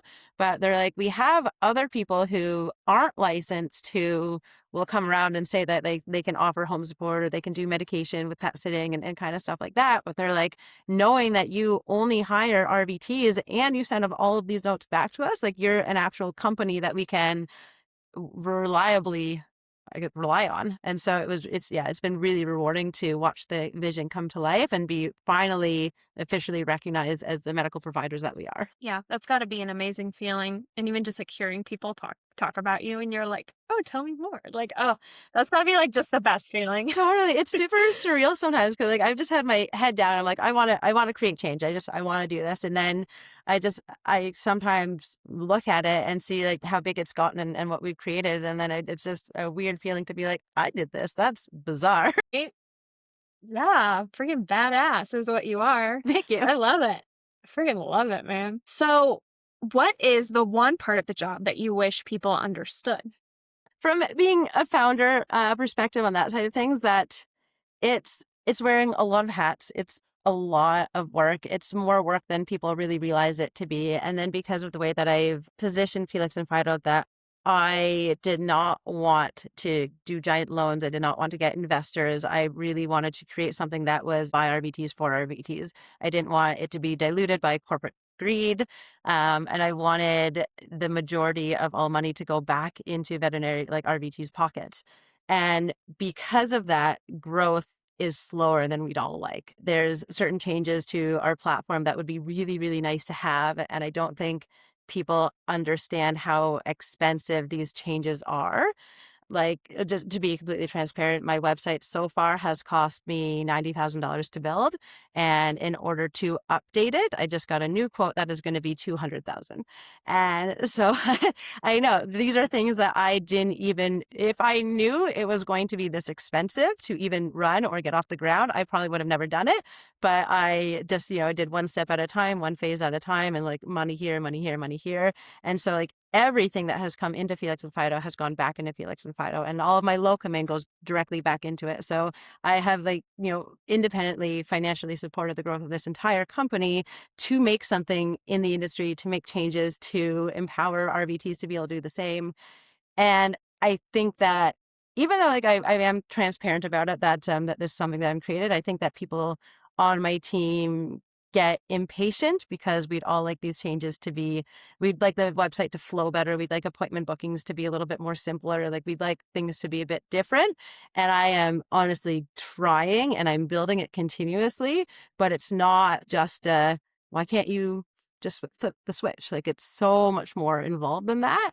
And despite me telling people that, I don't think maybe they forget about it or maybe they don't believe it but yeah, I think like what I wish people would know is that I am 100% doing this for myself. Like I want, to be big out of this too, but I've built this for our profession. I built this for better access to care, for bridging that gap. And because I genuinely care and I'm also frustrated that things are slow, but they have to be in order to create what we're creating. And that's when they say, right? Rome wasn't built in a day. Yep. I love, there's this saying too, where they say, when you move things too fast, just in business in general, the foundation, you have to build that foundation and you have to make sure that that foundation is built well enough so that you can stay above ground and you can be successful.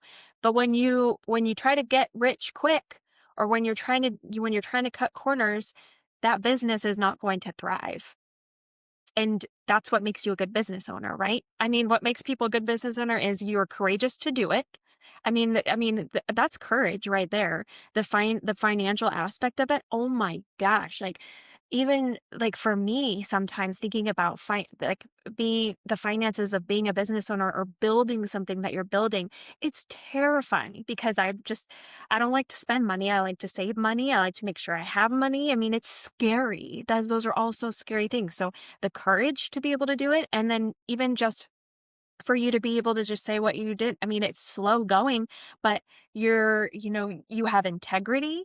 You're doing it, though you're doing it legally. You're not cutting corners. You're building something, and you're building something amazing. This isn't something that you're trying to do something selfishly for yourself. I mean, you are building something that is going to help the future of veterinary medicine, help the future of RVTs. I mean, you're even moving into the States, and with the way that they're treating you, I mean, I would have probably been like, you know what, screw the States then. Okay, well, I'll focus on Canada. Like, there's so many things that you're doing, and you are doing it the right way. And don't let those people push you.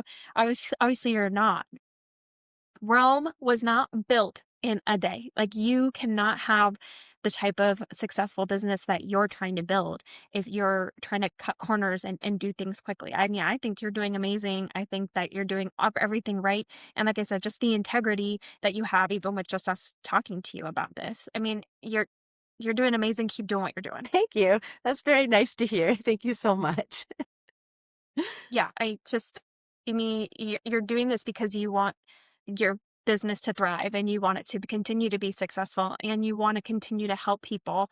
So as long as you're doing it for those reasons, there's no reason why your business isn't going to become super big. I mean, I know that this is going to be a big thing. Oh, 100%. And that's why, like, as I don't know, courageous or just naive, I think was more of it at the beginning.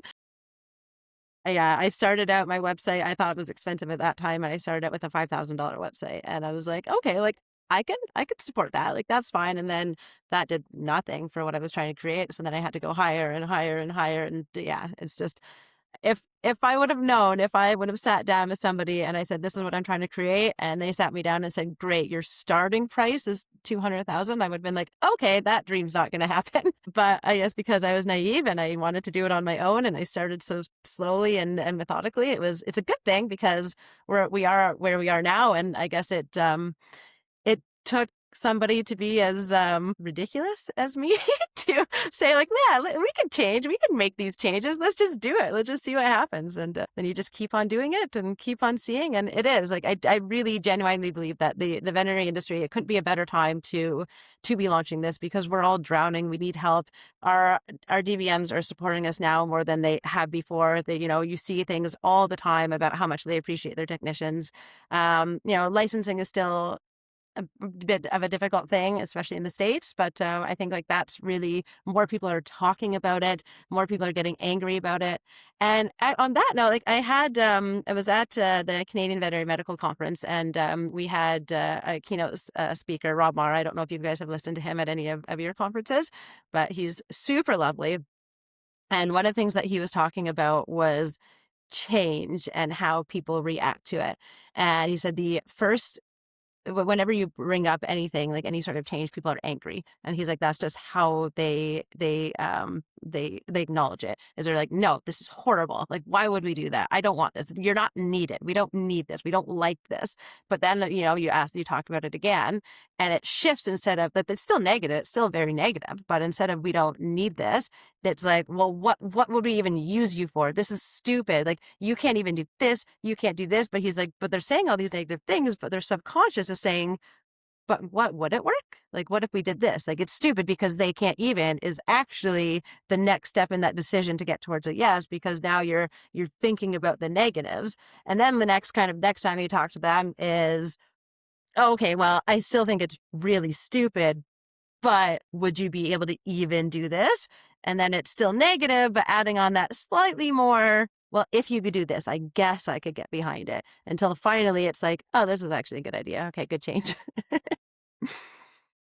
And getting those conversations to even happen, because I think a lot of times, is we get the conversation rolling, and then as soon as people start getting they say that it's unfair, or they say that we're putting them down, the conversation stops, or they delete these conversations, and because we've made people angry now. And it's like, no, no, no, no, no. And that's always something that I've been really adamant about, especially with this podcast, and telling Michelle, of saying, we're going to have hard conversations and we're probably going to piss people off, but that's the importance of having these conversations, is they need to be had. Just because we're making people mad doesn't mean that we need to stop having these conversations. It means that we need to have these conversations even more.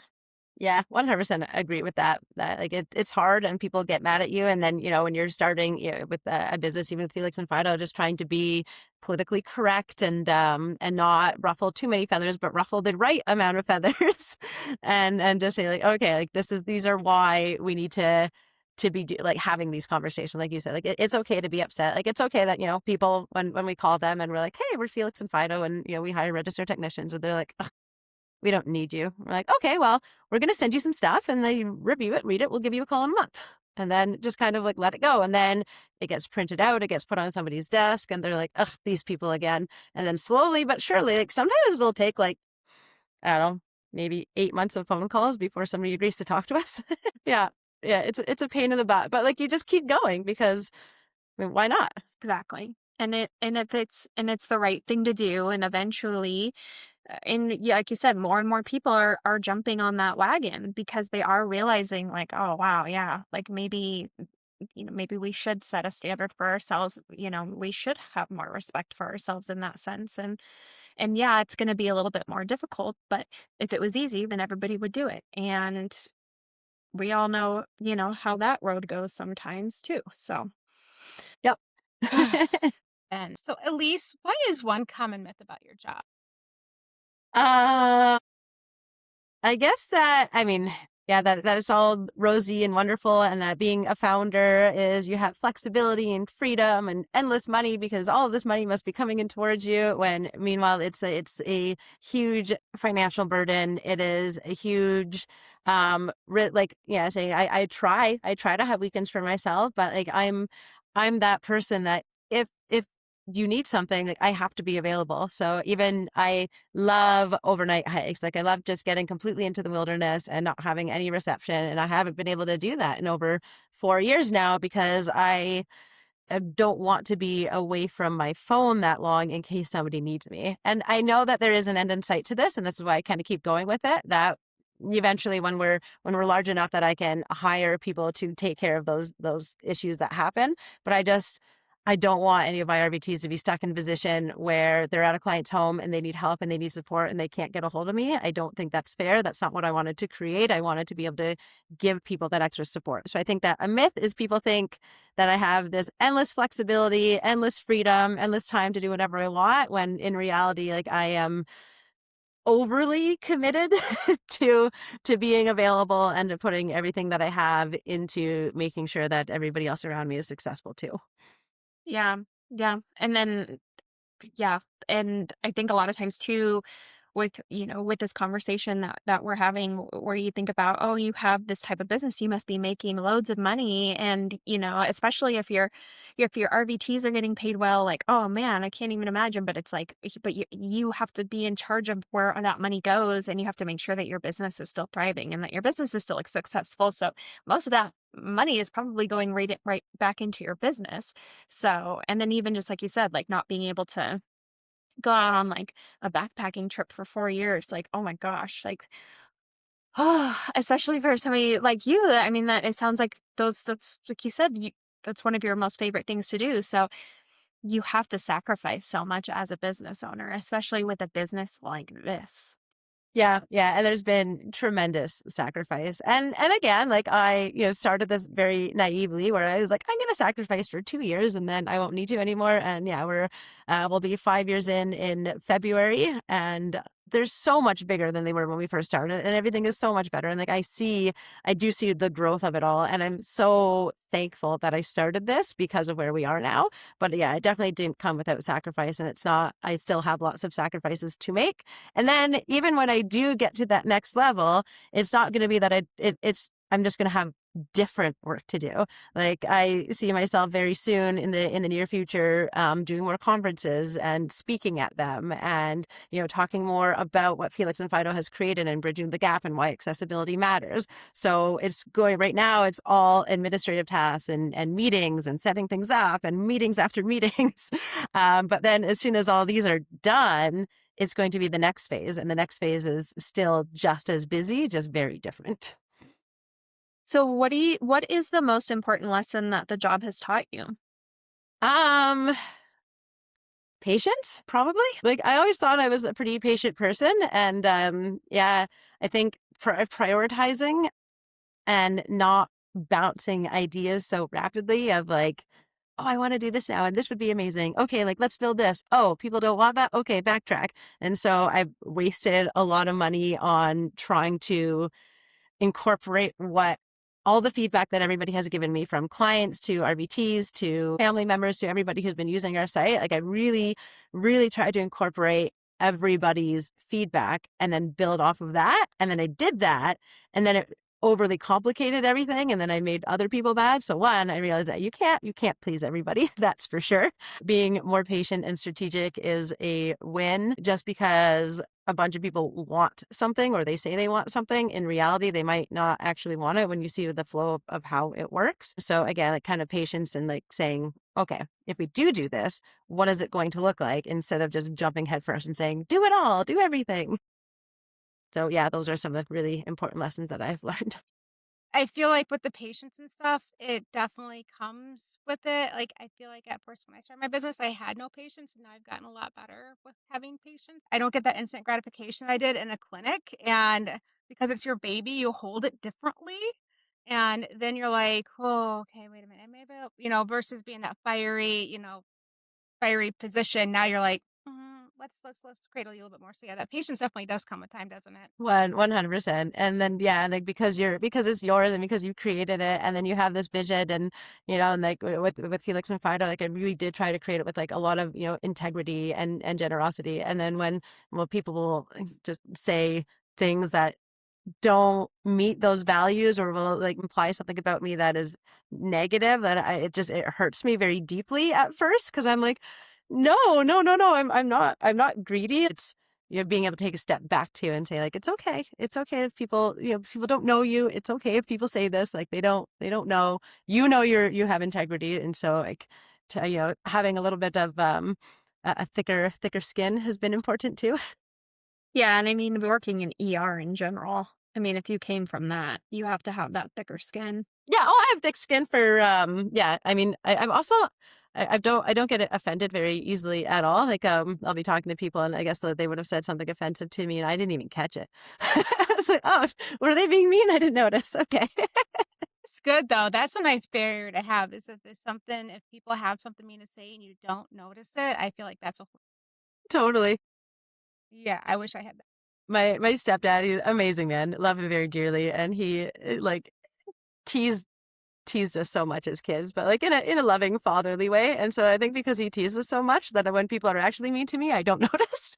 So it worked out. Yeah, no, I've been that way too. I've worked in situations where I've had people. Some days I walk in and I'm like, I say hi to everybody, and I'm like, I'm in a really good mood. And like some days I walk in and I just go straight to work and I don't say much to anybody. And I've had people like legit be like, oh, well, what did I do to make her mad? Or like somebody else and they're like, oh, well, so and so thinks you're mad at them, or so and so thinks that they said something to make you mad. And I was like, literally, nothing offends me. Like, literally, like, I mean, nothing. I can't even think of the last thing somebody said that made me angry or made me offended or would make me not like them. I'm like, sometimes I just walk in and I just like, I'm just so focused on work, or if I'm focusing on a patient and somebody walks in and I didn't say hi to them, they're like, Jen didn't say hi to me. And I'm like, I don't even think that way. I'm just like, I don't know. I'm just focusing on work.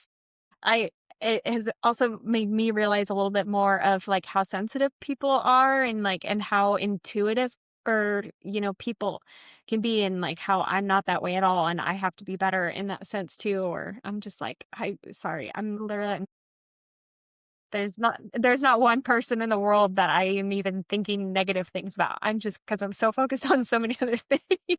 I know just one of the things I feel like if I was a casual listener wanting some autonomy and wanting to get out of the clinic and hearing that this is coming to the States, would you be expecting job positions opening up for number one, like customer service representatives, help, anything like that where a technician can work from home and help dispatch this, or even going into the client's homes like what you're doing right now? Is there anything that you see that could be on the horizon for technicians here in the States as Absolutely. Like well? we're hiring quite regularly. They said we hire in people's individual communities, so it really depends on if somebody is willing and ready and able to start taking on clients on their own.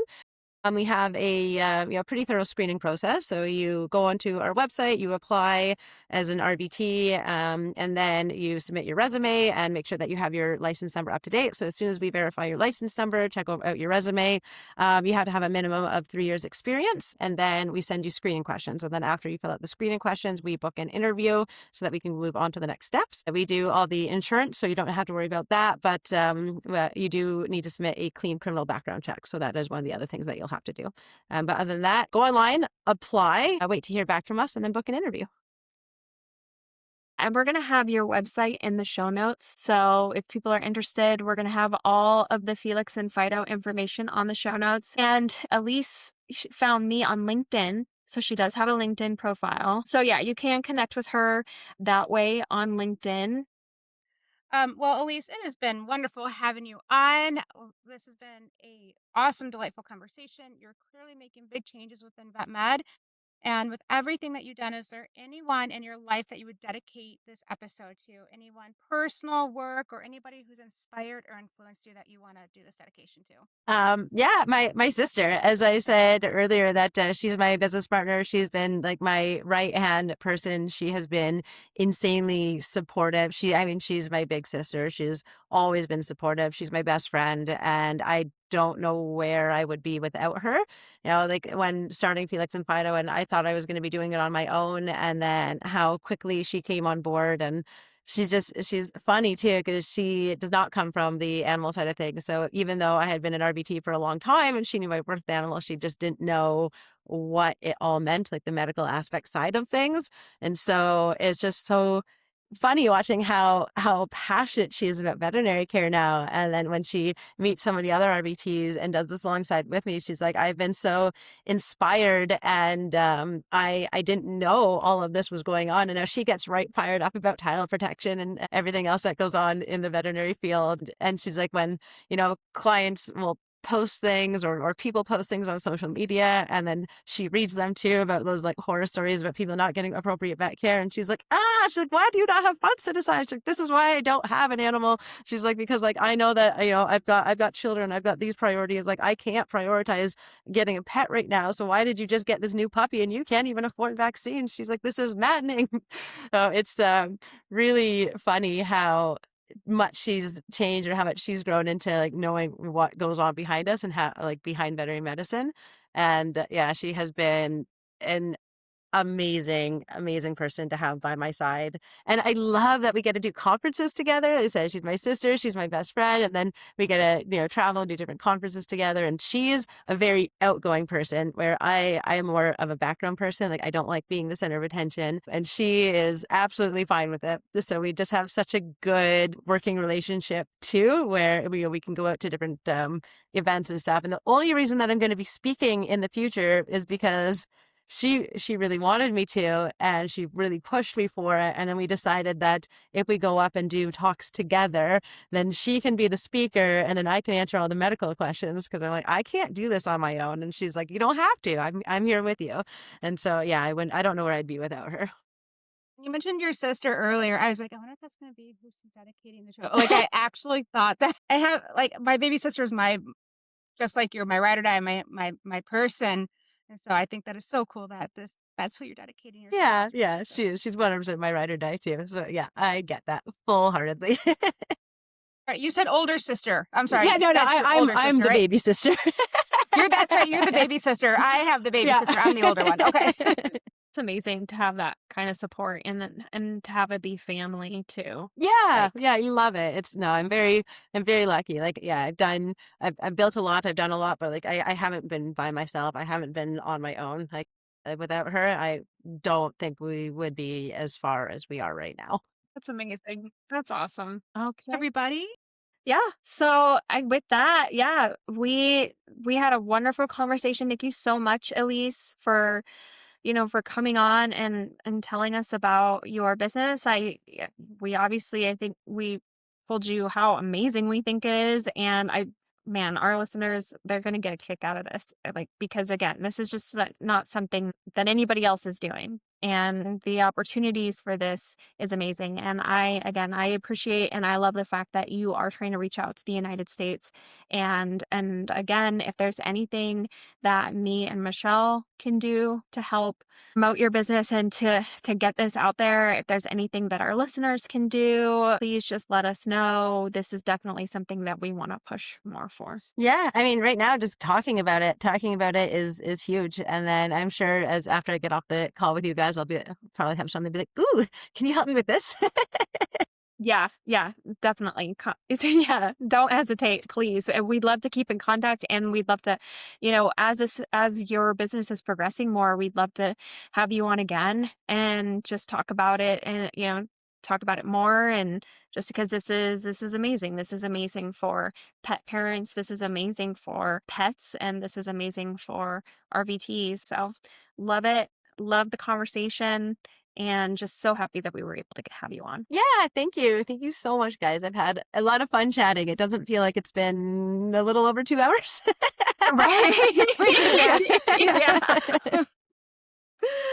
All right, you guys. So that is the show for today. And again, just look at the show notes if you are interested at all. We're gonna have all of the information for Felix and Fido. And just contact us. We'll make sure that you're also able to contact Ellyse if you're seriously interested in getting to know more about her business and even just applying. So we'll have it on there for you. All right, wonderful. Thank you so much, guys. Yeah, no problem. All right, you guys. We'll see you later.